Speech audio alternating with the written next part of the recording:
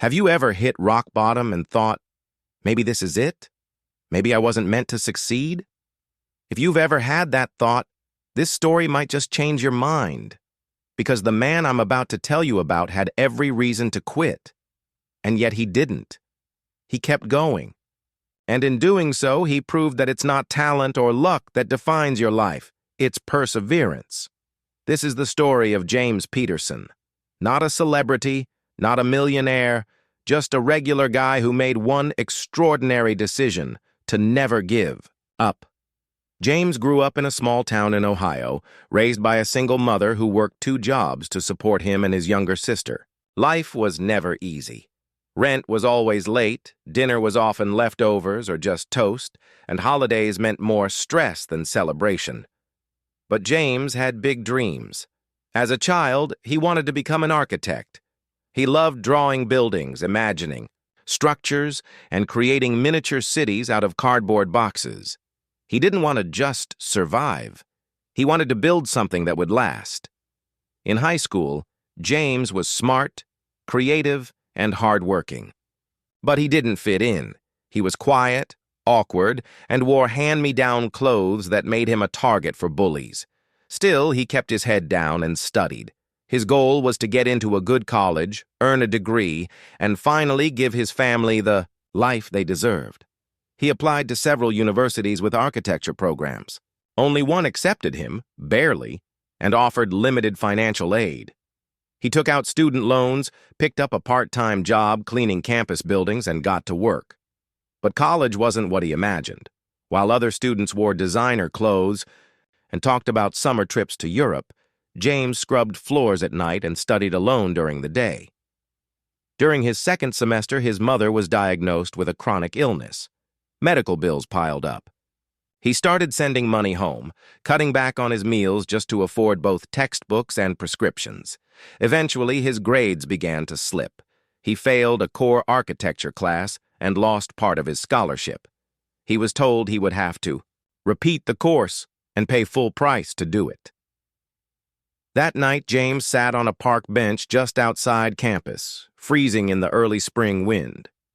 He looked at the email on his phone that basically told him he was falling behind, and he thought, maybe I'm just not cut out for this. He nearly dropped out, but something stopped him. A single memory.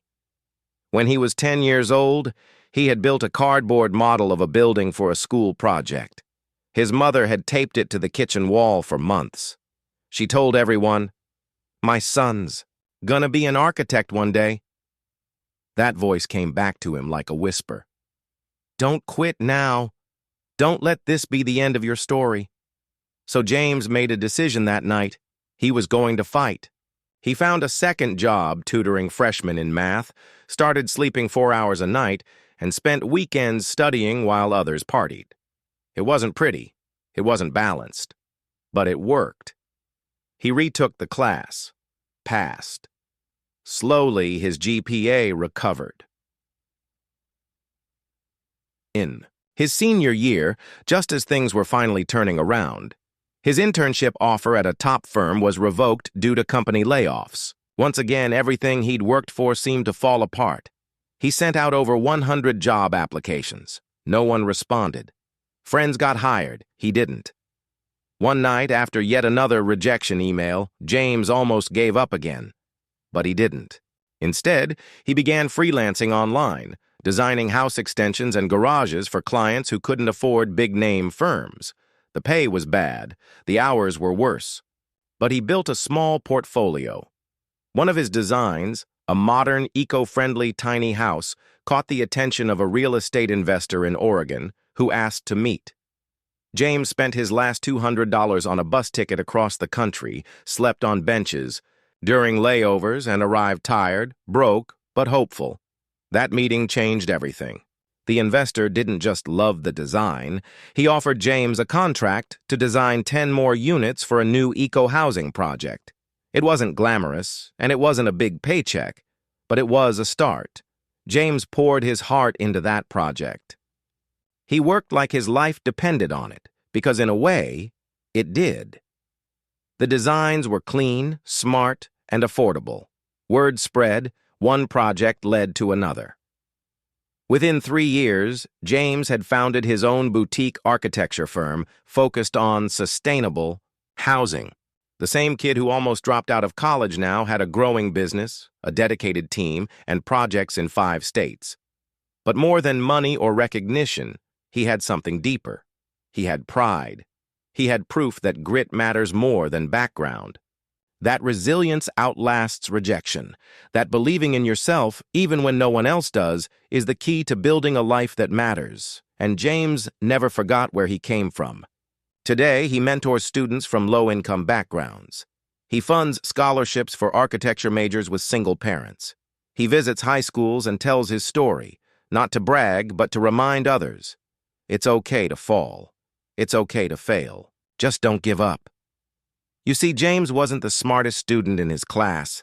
He wasn't the most connected.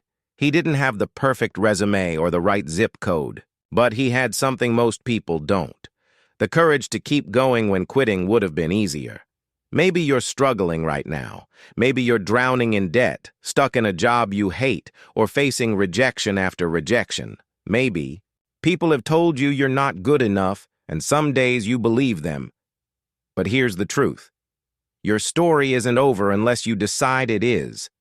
Life doesn't reward those who have it easy. Life rewards those who endure, who show up, who fall and get up, again and again and again. James Peterson didn't win because life was fair. He won because he stayed in the fight. So can you. If this story moved you, don't keep it to yourself. Share it with someone who's on the edge of giving up. Remind them and yourself that the greatest power you have is the decision to keep going. Never give up.